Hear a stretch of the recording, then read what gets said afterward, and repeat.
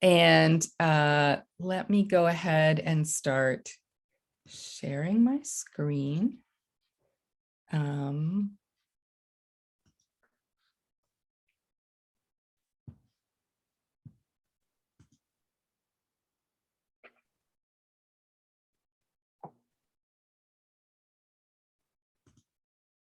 Oh, there we go. Okay, can you guys see that? Yes. Awesome. Okay. And let me put the chat up here so that I can see that. And we'll do participants as well. Okay. All right, I think I've got everything set up here. So today I wanted to talk a little bit about the 5 key ingredients that you need in order to kick the sugar habit for good. And I called the presentation this because I really believe that there are things that you can do in order to create some success and create some momentum towards kicking sugar. But there are really 5 key ingredients that we need, and they work a little bit like legs on a stool. If one is missing, the stool doesn't hold you up. And so I wanted to really just kind of introduce those to you and talk a little bit more about it. So I first just wanted to introduce myself. Many of you now have gotten to know me a little bit better over the last week, but in case we didn't really get much of an introduction, my name's Diane. I'm a functional nutrition and lifestyle practitioner. I'm also a culinary nutrition expert and a certified integrative health coach. But I mostly go under the title of functional nutrition coach. And I have a background in counseling and social work from many, many years ago, but my real passion has been, for the last 10 or so years, has been nutrition. And I was just like you were. I grew up eating Captain Crunch cereal, peanut butter and jelly sandwiches for lunch. I did not like vegetables. My mom was a really excellent baker, so she made homemade bread and cookies and cakes. I loved ice cream and candy.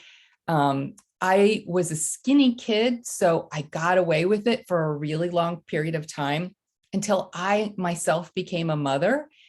And when I did, I really focused on what my kids were eating, but I didn't pay as much attention to what I was eating.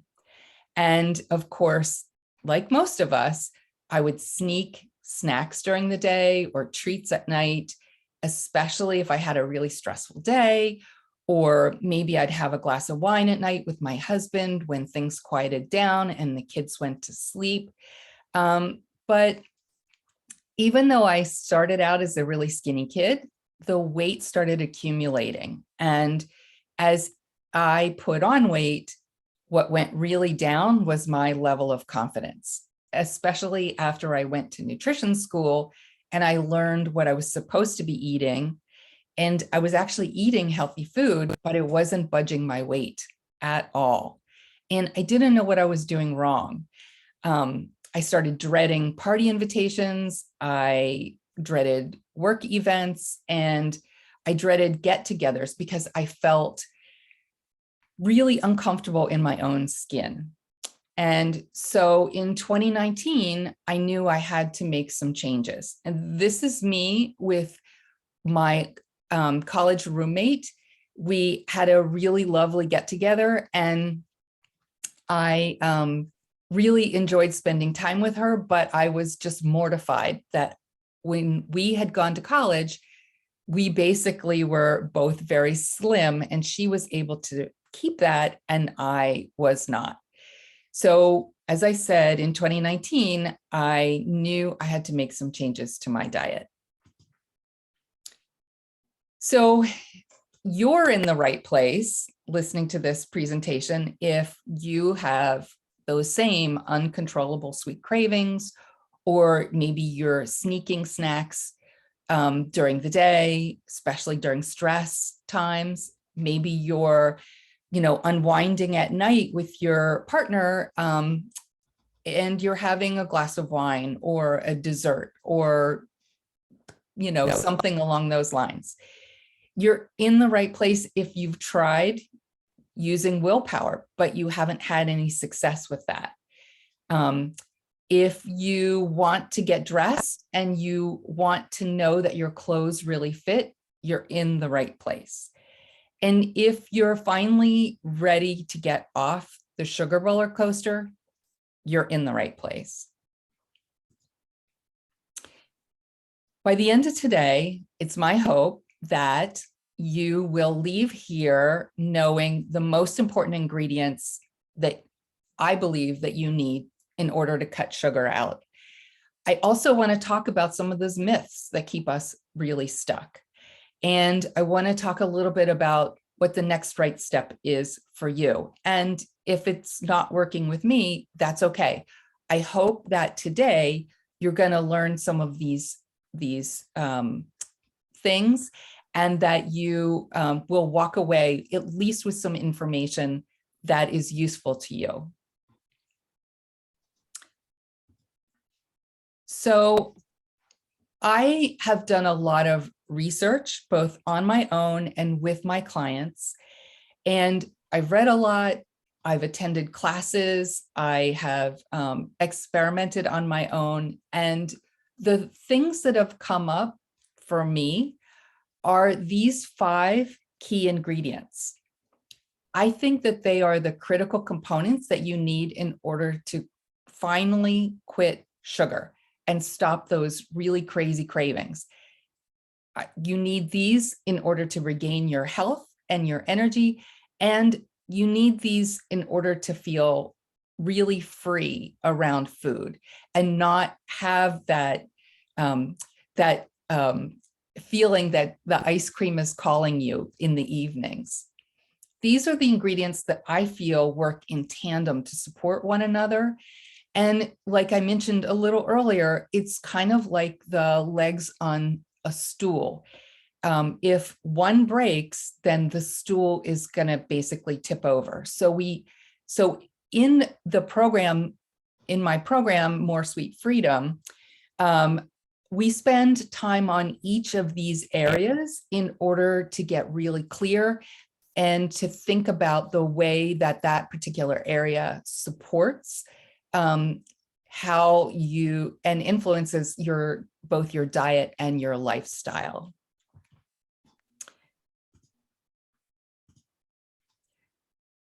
So actually, I think I went too far. Nope. There we go. Okay, that was the right slide. So knowing what to eat and when and how much is really important. It's where we really start in this program. Food and beverages account for the bulk of the program. And we've gotten away from listening to our body's cues and signals because we're busy, we have habits, sometimes we eat really mindlessly.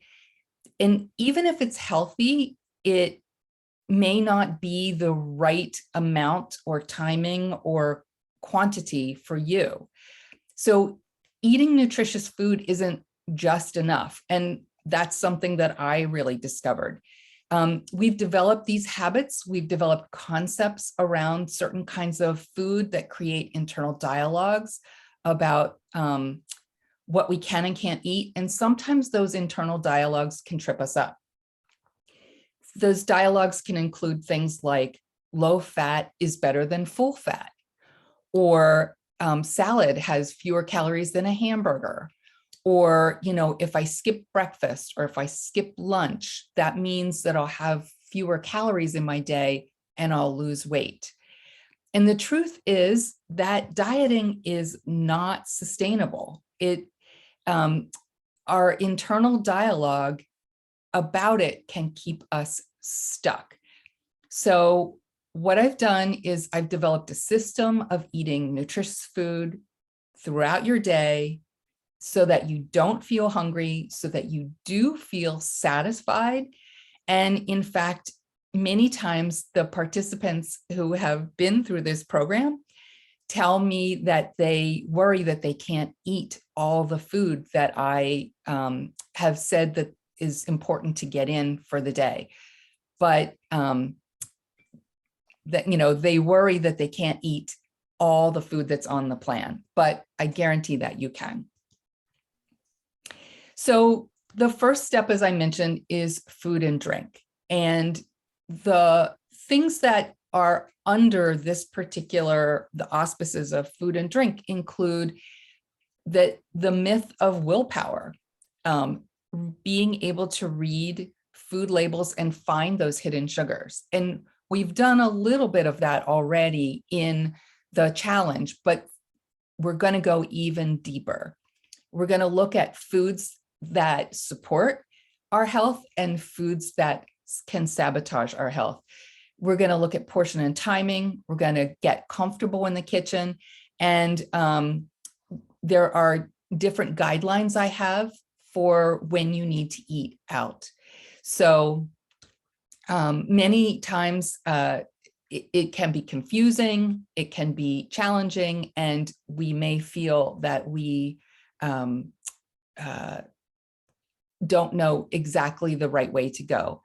But with food and labels, actually back up. With willpower, we are biologically hardwired to look for sugar. It's what we used early on in prehistoric times in order to be able to run away from danger, be able to survive cold weather and illness, and also to be able to have energy to procreate. So we're biologically hardwired to look for sugar. So it's no wonder that we love it. But the problem is today, there is such an abundance, not only of food, but of sweet foods. And it tastes good. So we like it, we want it, and we eat more of it. So with looking at food labels and finding those hidden sugars, we are going to be not only just, looking at the food label, and most of us are used to just glancing at the label for how many calories there are, but we may miss things like what's the salt content, or how many grams of sugar are there in a serving? And are we even looking at the number of servings? What's the fiber content? What's the fat content? And is it saturated fat or unsaturated fat? And there are so many different places where sugar hides in foods that we expect, and also foods that we don't expect. So we need to do a little bit of a deeper dive on that. There are also foods out there that are deemed healthy, but those may not actually be healthy for your body. So things like gluten, some people can eat it, some people can't. Dairy, same thing. Some people can eat it, some people can't. Beans, eggs, certain grains. There's a plethora of food out there. Even some of the vegetables that are out there. Some are okay for people, and others might not agree with you. So one of the things we do in the program is really look at what works for you and what doesn't work for you. And then the other piece of the puzzle is really looking at the portion and timing. There's a good time to eat certain foods, and then there's a certain amount of those foods that we should be eating. And it might not be exactly what you expect. We also get, as I mentioned, comfortable in the kitchen, because it's really important that you know not only what goes in your food, but feel like it's easy. And my program streamlines how easy it is to make and make that food throughout the week, and have that available to you for other meals and snacks as well. And the reality is sometimes you're going to go out. Sometimes you are going to go to a restaurant because you want to. Sometimes it may be because you're out working, maybe you're on vacation. So we talk about what to look for and why when you're out eating in restaurants or at a party or at a friend's house or something like that. So, I mentioned the myth of willpower. I want to just say willpower has nothing to do with your weight. Some people think you have to tough it out and that you have to white knuckle it through avoiding the foods that you really love. And that's just not true. We make 35,000 decisions a day, and about 300 of those are about food itself. So by the time dinner rolls around, we have made so many decisions that we're exhausted. And yet we depend on our willpower to help us to make those good choices instead of doing what's really easy, which is going to takeout or finding something that's delicious in the freezer that maybe is really easy to put together, or having even a bowl of cereal for dinner. So we talk a lot about willpower and what it doesn't really do for you. And as I mentioned, we're biologically wired to really love sugar. Even as infants, breast milk is sweet. So we, from infancy, are designed to look for sweet things to create energy, to give us the energy to run away, stay and fight, or do other things like procreate. And so that is definitely a misnomer. Another myth is that we can exercise those calories off. And I wanted to share that exercise does not work. And you shouldn't do exercise as a way to punish yourself for having a treat like a piece of cake. 80% of how your body is what you eat, and 20% is how you move. So doing really driving, punishing exercise, forcing yourself to go to the gym only creates more drama around food and exercise. Artificial sweeteners. I think we talked a little bit about this in the group this week, but artificial sweeteners have actually been shown to cause weight gain. They're somewhere between 200 and 600 times sweeter than refined table sugar. And they increase your body's expectations for sweets and the taste of sweets. They're chemically engineered to taste sweet, but they aren't recognized by our bodies as food. So that's why they're no calorie. But they do kind of tease and stimulate the receptors on our tongue and create that expectation that we're going to have something sweet. And if we don't have something sweet, then we keep looking for something sweet, which is part of the reason, or part of how it then contributes to weight gain as opposed to weight loss.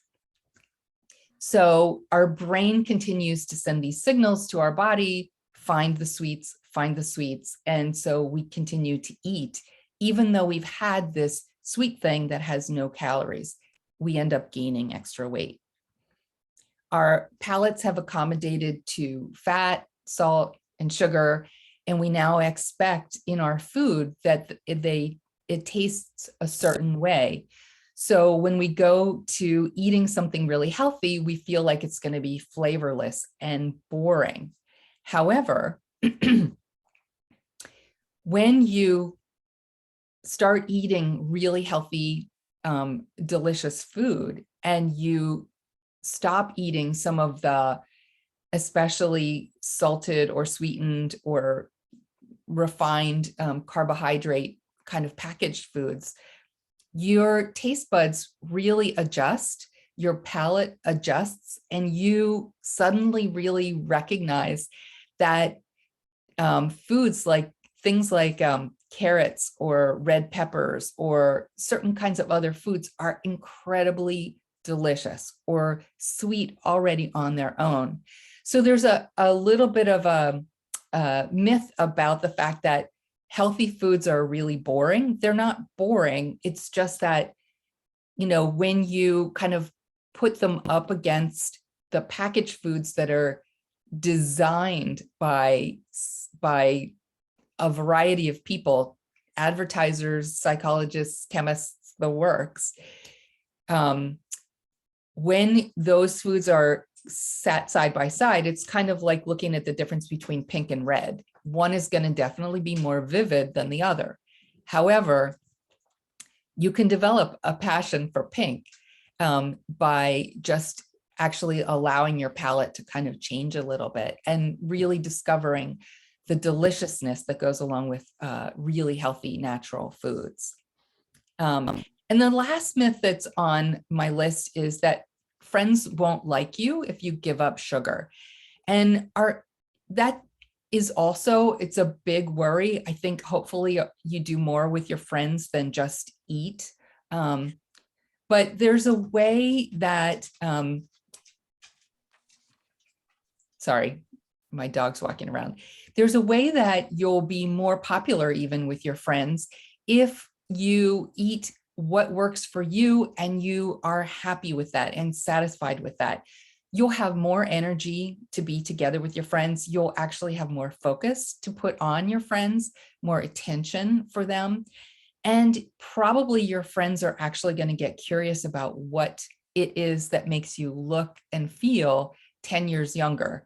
And that, to be able to drop all that weight, they may be asking you what you did and want to know how they can get in on it too.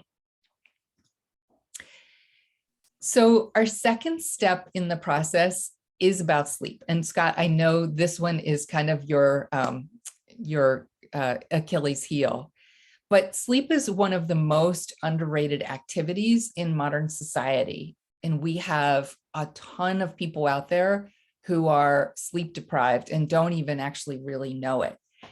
We don't value it or realize its connection to our weight, our cravings, and our success in other kinds of endeavors.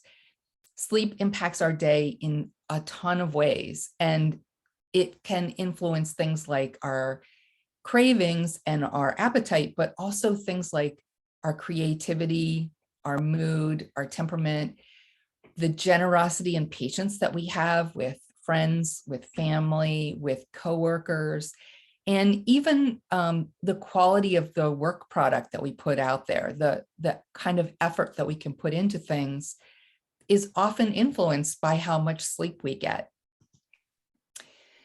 So within the sleep arena that we talk about circadian rhythms, hormones, cravings, poor choices, and mood and temperament.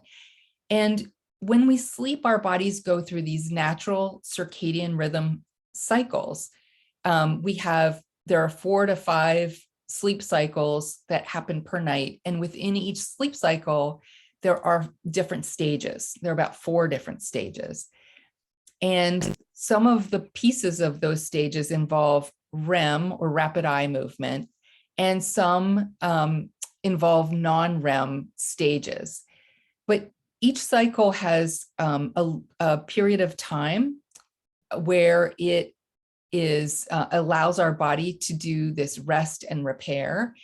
And food and beverages, light, habits, stress, everything can impact whether it interrupts our sleep cycle or not. Even temperature can interrupt that sleep cycle. And when we don't get good quality sleep, the rest and repair that we need to do doesn't happen. And we don't wake up refreshed the next morning, even if we've actually been in bed for that 7 to 8 hour time frame. Our hormones can become imbalanced when we don't get enough sleep. We can make more cortisol than we need. And cortisol, again, is that hormone that we make that they call it the fight or flight hormone, where you either, actually what happens is when you sense danger, when you feel under stress, blood goes to your extremities, so you can either run away from that danger or you can stay and fight. But what that means is blood leaves your internal organs, like your stomach, and so you don't necessarily digest the way that you need to. And so we end up not digesting and utilizing and transmitting, not transmitting, moving our calories to where they need to go and our nutrients to where they need to go, because our extremities have all the blood circulating there to address whatever our stress is. So on top of that, then there are another set of hormones. And I talked a little bit about this past week on a Facebook Live, but we have a hormone called ghrelin that tells us that we're hungry. And when we get great sleep, that hormone is reduced. There's another hormone called leptin, which is a hormone that tells us that we've had enough food and we're satisfied. And that hormone is decreased when we've had enough, it's increased when we've had enough sleep. And the ghrelin, the hormone that tells us that we're hungry, is decreased when we've had enough sleep. So ghrelin, we want decreased, leptin, we want increased. But when we don't get enough sleep, the exact opposite happens. We get more ghrelin, so we get those hunger, cravings, that need for energy, that need for stimulation to keep us awake. And we get reduced leptin, which is the hormone that tells us that we're satisfied, that we're full, that we can go ahead and stop eating and pass by that food. So when you don't get enough sleep, those hormones can become really out of balance and we get those cravings. We don't have a signal to stop. And then what happens is our cortisol, again, helping us to have energy to either fight, flee or fight, it stores the food that we've eaten so that we can have energy to fight or run away. And so we get cravings, we don't get that signal to stop eating, and then we have added storage because of the cortisol. And that's a recipe for weight gain. On top of that, if you have more fat tissue, your metabolism slows down. So you burn fewer calories and you end up wanting more sugar. It becomes this incredible vicious cycle. And it makes you seek out those refined carbohydrates, that sugary snack, those extra calories. And it just becomes this incredible cycle of making poor food choices with beverages, with more processed food, more refined food, things that are easy to get, easy to prepare. And it also can dampen your interest in doing exercise and moving around. And again, kind of this becomes like a vicious cycle and a pattern that happens. So that is that. So again, looking at myths around sleep, we need that 7 to 8 hours of quality sleep. When we don't sleep, our bodies go through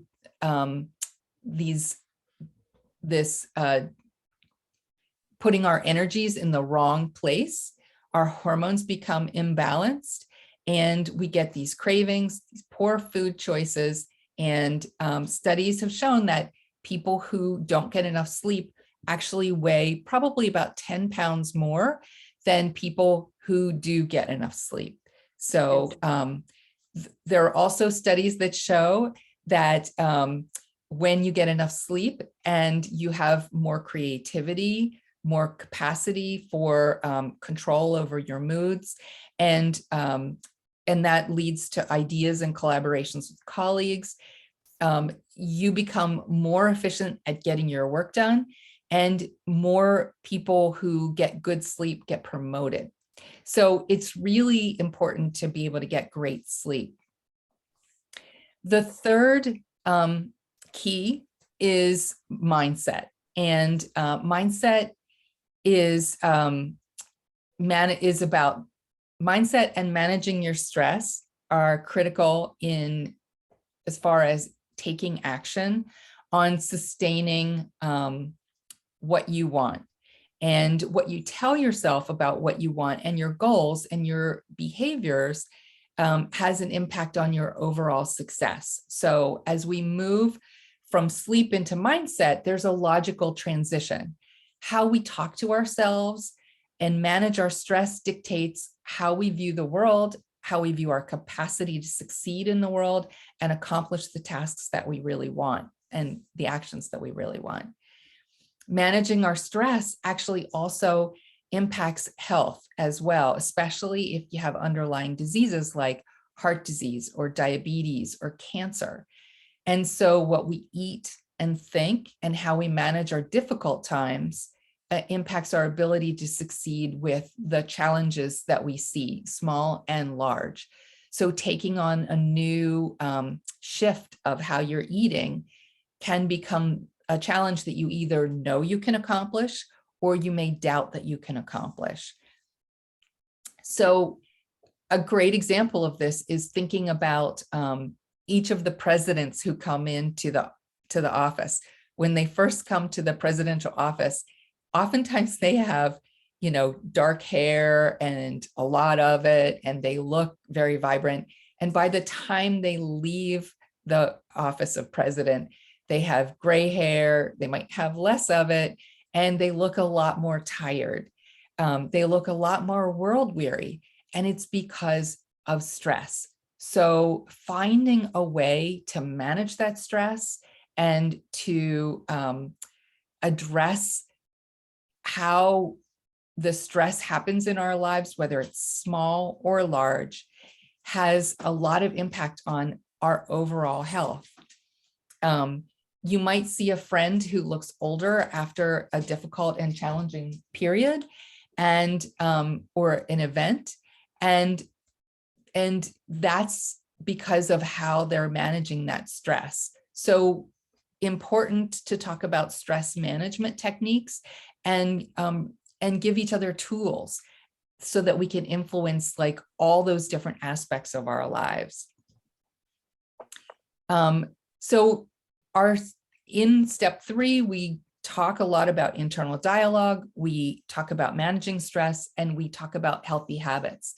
What do you see when you look in the mirror? How do you view your appearance? What do you tell yourself? Do you look in the mirror and say, basically see like somebody with a tummy bulge, or maybe a sloppy presentation, or someone who can't keep promises to themselves about their diet?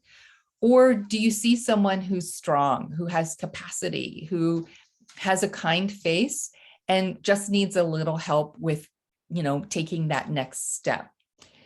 Changing that inner dialogue is really meaningful and really key to achieving your goals.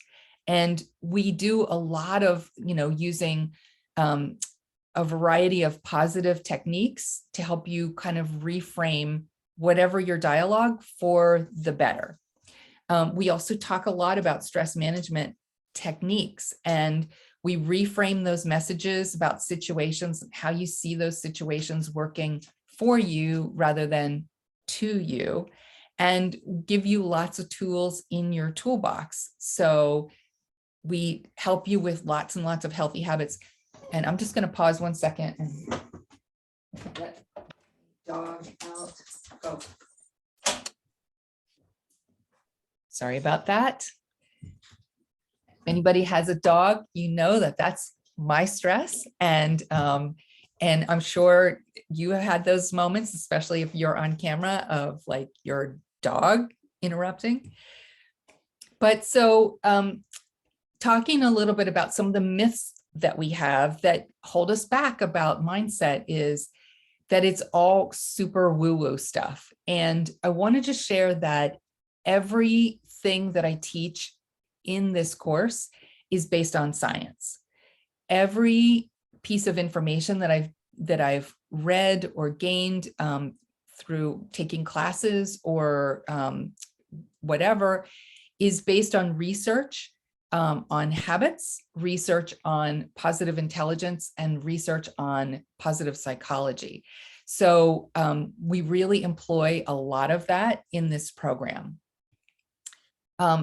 Another myth is that you just need to be tougher. You need to white knuckle it through your diet and or through a stressful situation, and that you're a wimp if you have mindset issues. And I just want to share that we all need help. We all need guidance. We all need new information about how to manage stress.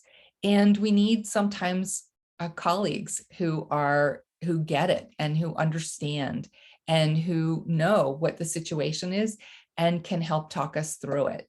And so that is just being tougher never necessarily worked for somebody. Actually being vulnerable and sharing what your concerns or your challenges are gets you support and help and new techniques. And the last myth is that you could never do a stress management technique. And I wanted to share that some people came into the program last year and said things like, I could never meditate. I can't sit still for a period of time or clear my mind. And we do a lot of talking through and teaching about that so that that isn't a hurdle for you. That's not something that you have to worry about. But there are a variety of stress management techniques that we share, and one might work for you, one might work for somebody different, but that's why we have variety in the process. Step 4 is movement. And as I mentioned, too many people think that they need to punish themselves for having a snack or an indulgence, and that they need to go to the gym and they need to work it off and they need to really be harsh on themselves. And it just really creates a hate-hate relationship between your diet and your movement. And it also increases levels of cortisol in your system. When you feel like you have to drag yourself out to the gym and you're not really into it, you can actually do more harm to yourself. And you can also then, as I mentioned, like develop this hate-hate relationship so that you don't get out to the gym. Movement can actually benefit your metabolism, your muscles, your circulatory system, your lymphatic system, your respiratory system, all your organs. And so we want to be able to help you enjoy movement and do movement that is right for you. So we want to talk about the benefits of it. Sticking with gentle movement is not punishing, and it works best because oftentimes that's what you're going to do. There are different kinds of movement. There's no one right style for everybody. What works for one person might not work for the next person. So movement stimulates your metabolism, your muscles, as I mentioned, your circulatory, your respiratory, your lymph, your organ systems. As we age, we lose muscle and we replace it with fat tissue. So exercise helps us to build more muscle, and it also helps us then to burn more calories because muscle burns more calories than fat tissue does. Even if you don't lose a pound, When you move and you tone your body, it helps you to not only be stronger and have stronger muscles, but it helps you to tone up and look slimmer, so that even if you don't lose a pound, you look like you've probably lost about 5 to 10. So movement is great from that standpoint. It also helps, as I said, stimulate organs, which then help us stimulate our digestive system and eliminate more toxins as well. And it helps our bones be strong. When we move and we put weight on our bones, it actually strengthens them. It strengthens our balance.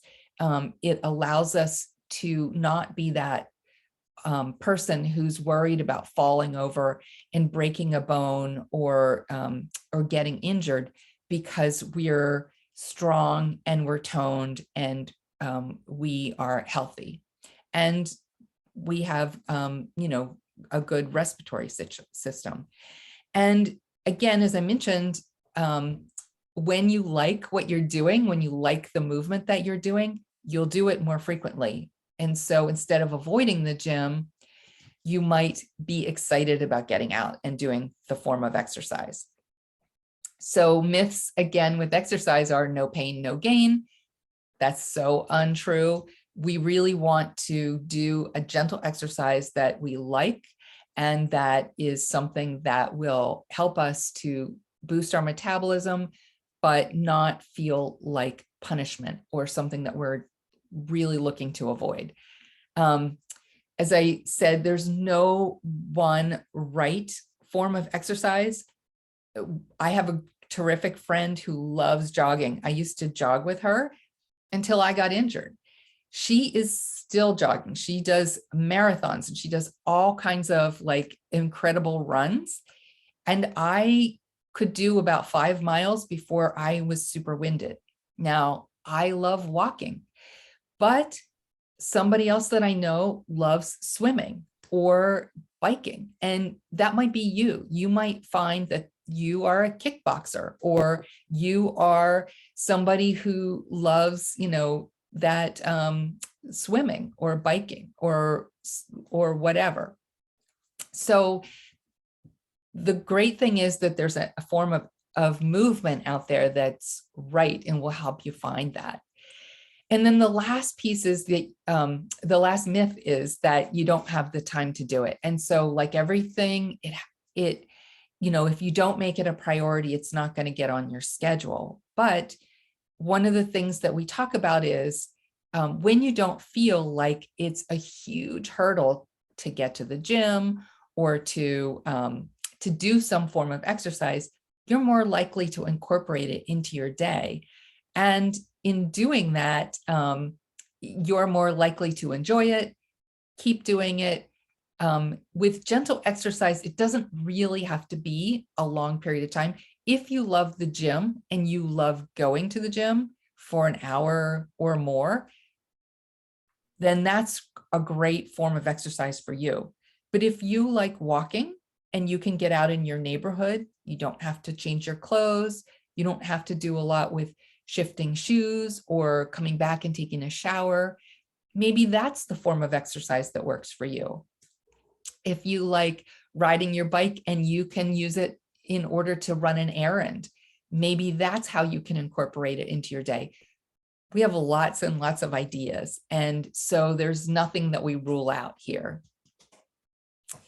All right, our fifth and last key ingredient is social support. And a study done on people in the blue zones areas. And the blue zones is the areas of the world where people are really living the longest and healthiest lives. They're living into their 80s and 90s, maybe even their 100s, and they're still living, moving easily, eating easily, not suffering from disease. And so these societies around the world have been studied at great length. And what the blue zone studies have found is that a lack of social support is just as deadly as smoking. So loneliness and lack of social support equals a greater risk for disease and death. So belonging to a like-minded community boosts your health and your chances of success in whatever you're doing. In the program, More Sweet Freedom, not only do we meet to do group coaching, and we talk about what works really well, we talk about the information, we talk about any challenges we might have or questions that we might have, but we also have a private Facebook group. And that's a group you get to stay in even after the course is over, so that you can share recipes, you can talk about your things that come up, you can talk about challenges you might experience that maybe you didn't experience even during the course, or maybe something that we didn't talk about. It's a community of like-minded people with really similar goals. And they're out there designed to support you all along the way, so that even if you decide you're going to have an indulgence, or even if something happens and you quote unquote fall off the wagon, there's a strategy and support to get back on the wagon. So within our social support area, we talk about family dynamics, friends, celebrations, and your work environment. So family and friends might resist any kind of changes that you're making for the better. And it would be mostly out of fear that you're either going to fail and be disappointed, or that you might change and that you'll be a different person if you lose weight, if you get healthy, if you have more energy. And so we do a lot of talking and exploring how to talk with family and friends about what you're doing, so that you can get the support from them that you're really looking for. And you may just find that they actually join you in the process. We help you to work with your friends so that they don't end up sabotaging you, whether knowingly or unknowingly. They won't be tempted to say, come out, just have that piece of cake, or just, what's it going to hurt? One more glass of wine, one more beer, one more cocktail. So we talk a lot about how to handle that, how to talk with these people, how to get their support, and in what to do if you have challenges or you meet challenges from them. We also talk a lot about celebrations, because life is about celebrations. We don't want you to have to miss out on weddings, birthdays, graduations, vacations, parties, barbecues, dinners out. So we talk a lot about how to handle those situations and still be able to stick with your goals. And we also talk about your work environment, particularly if you need to go out for lunch, or you entertain clients in the evening, or you go out with work colleagues. There's a way to manage all of that and still be able to stick with your goals. So, of course, the myths that go along with social support are that you feel like you need to do this alone, that maybe you're embarrassed, or maybe you just don't want to share, maybe you're private and you don't want to tell people that you're on a special diet, or that you're trying something different with your food. Maybe you're worried that friends won't invite you to dinner if you are eating healthy food and they want to indulge in something that's maybe not so healthy. And so we talk a lot about the importance of how and when to share what you're doing with people in order to get that support. And the other thing we talk about is what to do at parties or celebrations. We talk about, the fact that most people kind of gather at the food table, and that's partly because maybe they feel like they don't really know what to do. They maybe feel insecure at a party. Maybe they don't know a lot of people. The food table is where lots of people gather. It's oftentimes where there's delicious snacks. And so If if you stay there, you know that people will always come to you if you're at the food table. But also, if you aren't eating food, there are so many different things that you can be doing, but still be a great person to have at a party. Maybe you pay more attention to the conversation that you're having. Maybe you get to talk with your hands because you're not holding a plate. Maybe you remember people's names better because you're not focused on food or the hors d'oeuvres that are there. You're really focused on that conversation.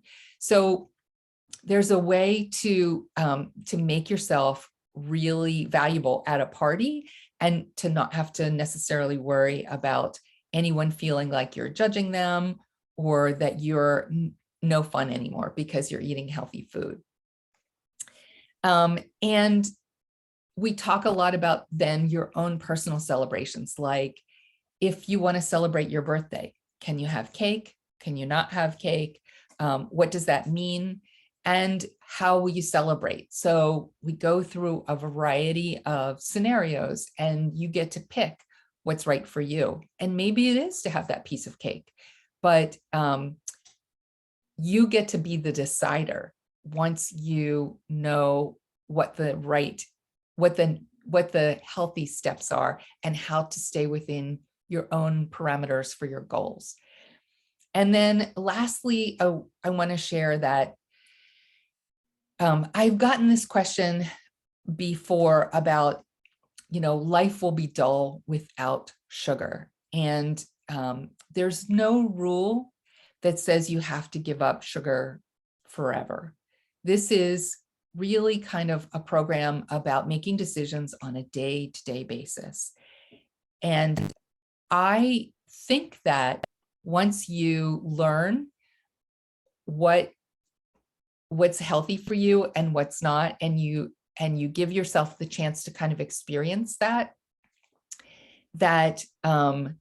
it will feel more natural to stick with the healthy. But if you decide you want to go on vacation and indulge in food on vacation, if you decide you want to have a piece of cake for your birthday, if you decide you want to go out for your anniversary and kind of, have this blowout dinner with champagne and the works, that's going to be something that you can decide. It's not going to be based on having cravings. It will be you deciding. And so that's what this is supposed to be about. That's what this is teaching. So again, those ingredients for success have to do with what you eat and drink, how you rest and repair, what you think and do, having joyful movement in your life, and having a community that you can fall back on when you need some support or when you get stuck. And so you can take this information that I've shared with you today, and you can kind of use Google and go through the information and sort of figure it out by yourself. And if you do that, I applaud you. I really, I think that would be great. And you will learn an awful lot along the way. But you can also steal the information that I've already gathered for you and use my personal system, because I've developed an actual system for what to eat, when to eat it, and how much to eat. And again, I want to remind you that participants think that they may not be able to eat all the things I tell them to eat, as opposed to feeling deprived or like I'm telling them they can't eat enough food. And so I want to just share a little bit of information, a little bit of a comment that I got from one of my clients, Marguerite.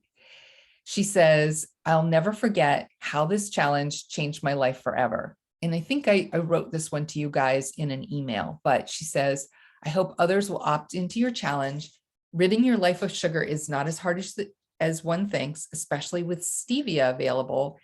Thanks for having put this out there, Marguerite." And I share this because Marguerite started with me. She didn't know me actually when she started, but she joined my challenge. And this was the comment she made to me after being part of the challenge.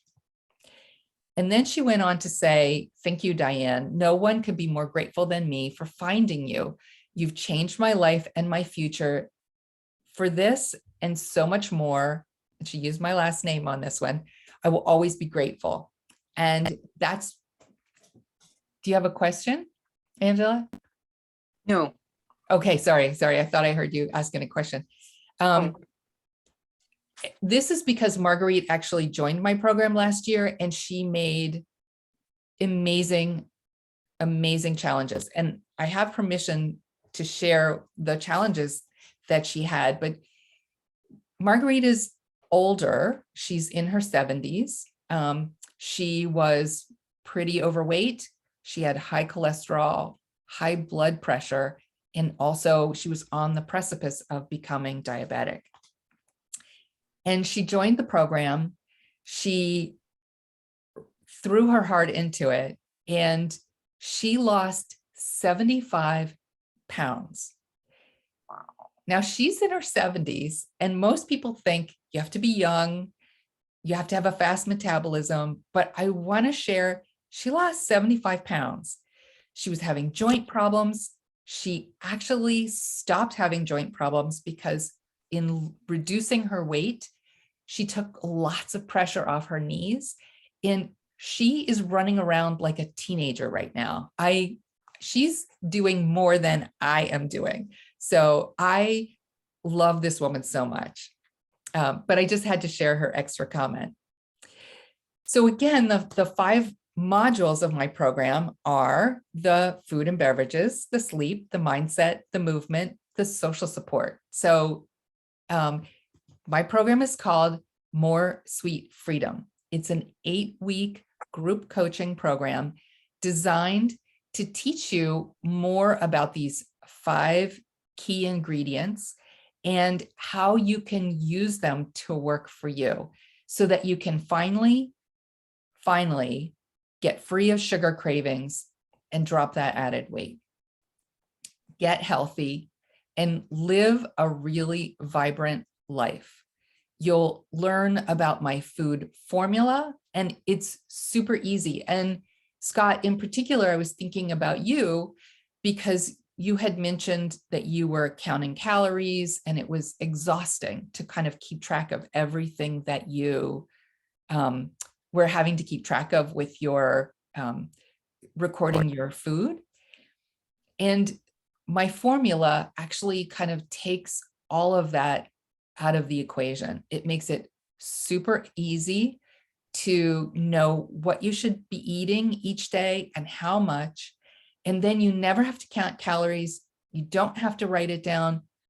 You don't have to do any of that. It's just, you just have to follow the formula. And whether you're at home or whether you're out, it's an easy formula to follow. You will learn how to choose and prepare and make delicious meals and snacks that are easy to prepare and that support your health and weight loss goals. You'll learn how to swap out some sugary, junky foods and swap in things that are a little bit more enticing and vibrant whole foods.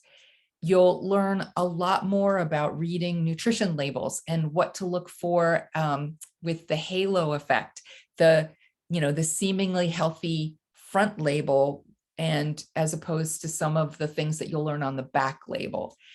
And we'll talk a lot about where that sneaky sugar is hiding, how it creates that addiction in your head and in your gut, and how to break that cycle of, eating and then wanting more sugar. And we'll also talk so much more about getting support from your family, helping your family to understand what's going on, so that even if your family wants to continue to eat the way that they've eaten, you can coexist without worrying about influencing the other. So what's included are 5 in-depth training modules and downloadable worksheets. And what we do is we release each of those modules one at a time so that you can focus on learning the things that are in the module. We'll meet, we'll have our group coaching call, and then we move to the next module. We have 5 modules. We have 8 weekly group coaching calls, and the program is an 8-week program. So the 5 modules, I created some space in between the 5 modules so that we can practice, in particular where there are some more weighty information, and it might take a little bit more time to acclimate to that information. We have some practice weeks. I also give you a recipe booklet of really yummy meals and healthy snacks so that you can still have snacks if you want them, but we upgrade those snacks. I give you also a done for you list of really nutritious foods and that coincide with all the things that are on the menu so that you know what you're supposed to buy, and you have all the ingredients for making those meals. You also can make your own meals as long as it fits within the food formula. So you don't have to necessarily use my recipes, but we'll make sure that that the meal that you make kind of fits into that formula so that you can have your cake and eat it too, although not real cake. And then, as I mentioned, you'll have this membership in a private Facebook group, and you have access to this information and to the private Facebook group forever. So that is that doesn't end. So I thought I would just share with you, again, this is Marguerite. She wrote me a lot of things. She wrote that since she started down this healthy path, her evolving mindset kind of amazes her. She no longer craves most of the things that were unhealthy for her. She doesn't crave sugar anymore. And not eating it or using it in her cooking has become the replacement habit for having it. She also found herself thinking about healthy foods that she really likes and that she's going to have at her next meal. So she even went as far as growing some of the things that she ate in her garden and really just sharing some of the really healthy meals that she was making. She, as I said, she's a rock star. This is from Dana. Dana said that she lost 8 pounds during my 5-day Kick the Sugar Habit challenge.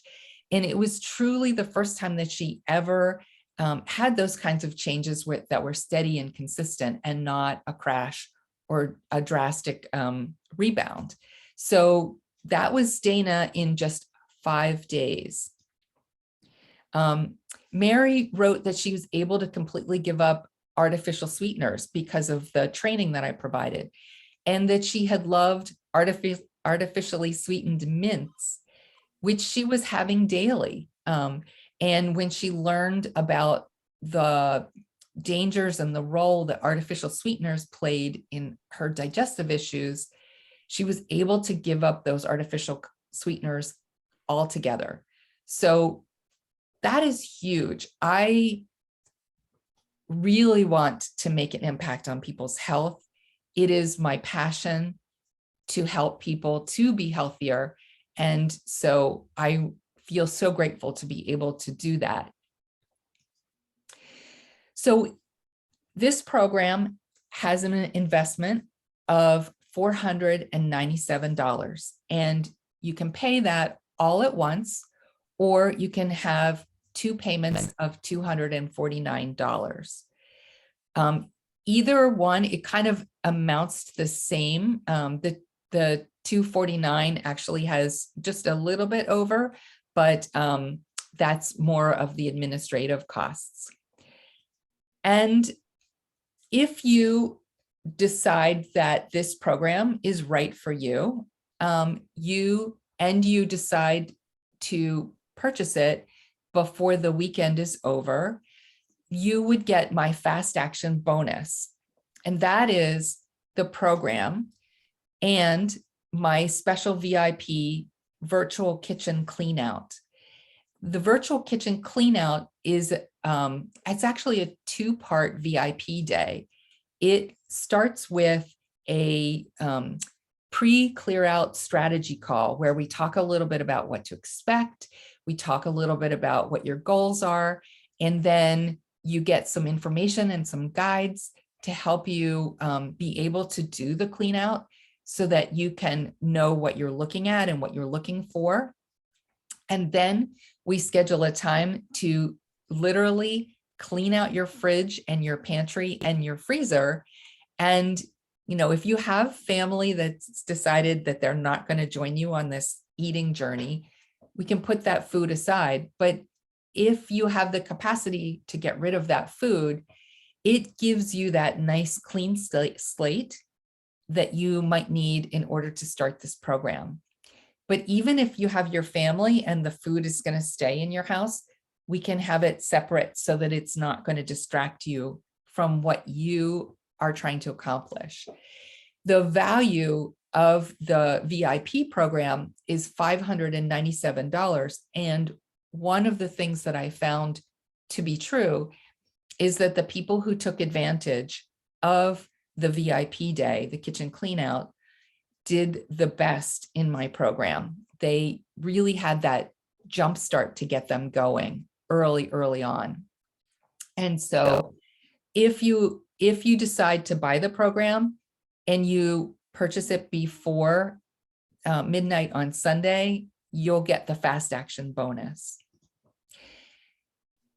If you decide that you just want the program and you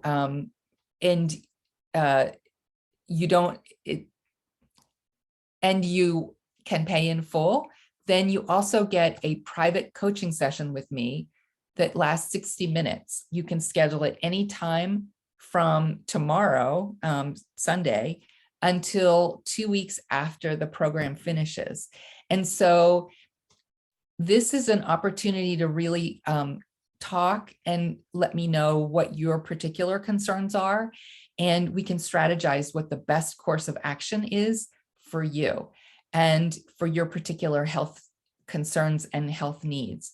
And if you pay in full, it doesn't matter exactly when you buy, you can still get this bonus. But if you decide you're going to pay in full and you do it before Sunday night, you get both bonuses. You get the fast action bonus, kitchen clean out, and you get this private coaching session. And this is a full hour to just talk about issues that are specific to you. And then I follow up with you and make sure you have what you need in order to move forward. And this coaching session is valued at $175. So I just want to go through a couple of questions that I have heard in the past, and then I'm going to open it up to you and ask if you have any questions. But people oftentimes want to know, so what's the next step? What happens after I purchase this program? And I wanted to share that we're going to officially start the program on March 14th. You would, once you purchase this, if you get the kitchen clean out, we can start anytime. Same with the private coaching, that can start anytime. But the actual More Sweet Freedom program is going to start on the 14th. But you'll get all your materials on the 11th, so the Friday before. So that gives you an entire weekend to read through your materials, to do any shopping that you might want to do, to kind of figure out what the questions are, and also join our special platform that I use in order to disseminate the information. So you'll receive your Get Started materials on the 11th, and then you can kind of work through them over the weekend. And another question I hear is, will I have to give up sugar forever? And we kind of talked a little bit about this. But this is an opportunity to make a decision for today. You learn about the benefits of eating this way, but in practicing and in kind of flexing your muscles of better eating, you really get to be the decider. It's not about cravings controlling you. It's about you making decisions about your diet and your health. Another question that I get is, what if it's my birthday, vacation, holiday, celebration, anniversary, whatever? Can I have that special cake, Alfredo, glass of wine, that cocktail, whatever it is? And again, it's not realistic to think that you're going to give up sugar forever, or that you're going to give up all sugar forever. You might need a cup of tea with a little bit of honey in it because you have a scratchy throat. Or you might want to celebrate a milestone birthday, and a piece of your favorite cake is going to do the trick for you. Again, it's really about knowing what your goals are, how best to support your goals so that you can do that thing and still stay on track and not lose all that you've gained in your efforts to be healthier or to drop those extra pounds. And so we talk a lot about how to negotiate when you want to kind of veer off the no sugar path, and how to be able to do that, and how to be able to get back on track then afterwards. And then lastly, the thing that I hear is, you've tried other diets, you've tried Willpower, and things weren't successful before. Will this program work for you? And I'm going to just share, I can't guarantee anything for anybody, but I feel really strongly this program has worked for people. I have seen major changes, major shifts. Even Scott, I have one of my participants who she's got little kids, and she has a really active job, and she's also got a side business. And she was not getting sleep. She was really missing out on those Z's, and she was exhausted. And it was showing up for her in her lack of energy and her weight and her irritability with her kids and even with her husband. And she wasn't feeling even creative with her side job that was her passion. We got her sleeping 7 to 8 hours a night, and it's like life is completely different for her. She's planning stuff. She's on top of it. She's more creative at work than she ever has been. She had a banner year this year at a holiday season for her side business, and her relationship with her husband is really solid. And she's eating better overall, like eating better and losing weight. So there are so many shifts that happen with this program, and they don't all happen the first week. They take a little time. You didn't get to this place overnight. And so repairing what happened is going to take a little bit of time, but we walk you through it, and it's an 8-week program for that reason. I'll just leave you with Dr. Maxwell Maltz, who is a plastic surgeon who was studying the phantom pain for amputees, talked about the fact that it took about 21 days for that phantom pain to go away for people who had lost a limb. And he went on to discover that not only did that 21 days to kind of lose that sensation happen, but building new habits also takes about 21 days. So he says it's because you have to build new neural pathways. And so building those neural pathways allows you to either build new habits and drop old habits, so that you can move forward and be able to incorporate new actions and habits in your particular lifestyle. So the 8 weeks is more than we need. It's more than 21 days, but it really gets you to that place where you are practicing and incorporating a lifestyle that you can feel comfortable kind of then moving forward on your own with that great support from the Facebook group. So I want to open it up to questions. I want to also just share with you, if you're interested, I will put the link in the chat. How am I going to do this? Hang on one second. Let me get the link for you. I'm going to put this over here in the chat. And if you're interested in the program, you can just click on that link. I'm going to stop my share. You can just click on that link.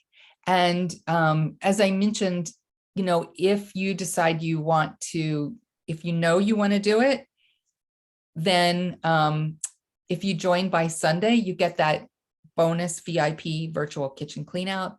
If you pay in full, you get the private coaching session with me.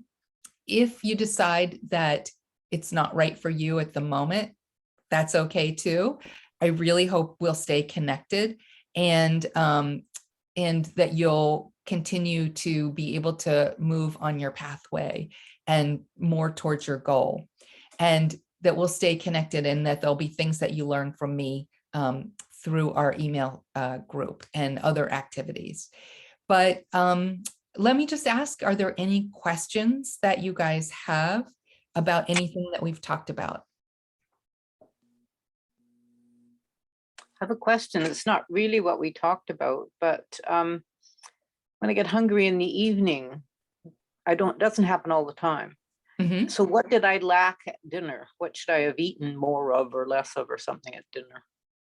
Yeah, so that's a great question. There's like a formula. And what I really like at a meal is to see protein and fat and fiber.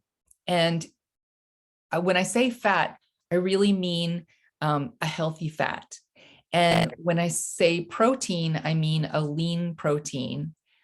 And fiber is really, it's not just, it's not something like bread. It's more of the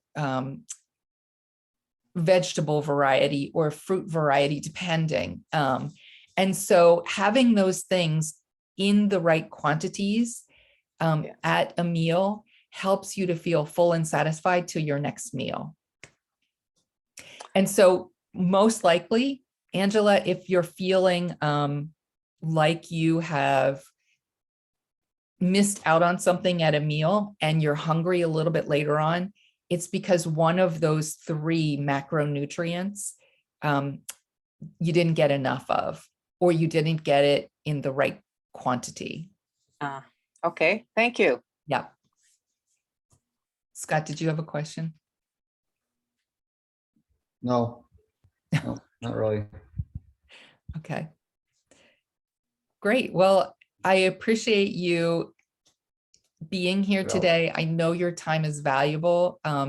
It really was my pleasure to go through this with you. And if you have questions, just put them into the 5-day challenge Facebook group and tag me, and I will try to answer your question. Or you can send me a private message as well if you want to just email me. I'm happy to kind of answer any questions that you might have, or you know, on this subject or others, and you know, try to get you the information that you need. As I said, it really is my passion to make a difference in people's health and their lives. So, I love doing this. Well, thank you very much. I appreciate what you've done and I learned some things. Thanks. Awesome. Awesome. Yep, Great. thanks. Well, have a great rest of your day, everybody. Yes, you too. Thank you. Sure. All Bye. right. Bye-bye. Bye.